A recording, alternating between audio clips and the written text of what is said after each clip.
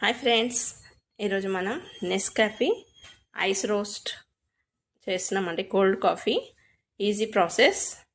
ఈ ప్యాకెట్ ఉంటే తెచ్చుకున్న తర్వాత ఐస్ వేసి ఒక గ్లాస్లో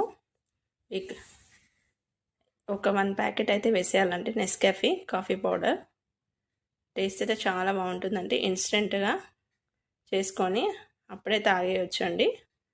ఇందులోనే మనం మిల్క్ యాడ్ చేసుకోవాలి, చల్లని పాలు. అన్నీ చల్లగా తాగితే చాలా టేస్ట్ అయితే ఉంటుందండి, బాగుంటుంది. పాలన్నీ గ్లాస్లో వేసాక కొంచెం చక్కెర వేసుకోవాలి. సరిపడా చక్కెర వేసుకొని బాగా షేక్ చేయాలండి. ఒక బాక్స్లో వేసి షేక్ చేస్తే మనకి బురుగులాగా వచ్చేస్తుంది, చాలా బాగుంటుంది. చక్కెర వేసేసి బాగా షేక్ చేసుకోవాలి. ఒక డబ్బాలో వేసి బాగా షేక్ చేస్తే బురుగులాగా వచ్చేస్తుందండి. ఎంతో టేస్టీ కాఫీ అయితే రెడీ అయింది ఫ్రెండ్స్. వీడియో నచ్చితే like and share, subscribe. Thanks.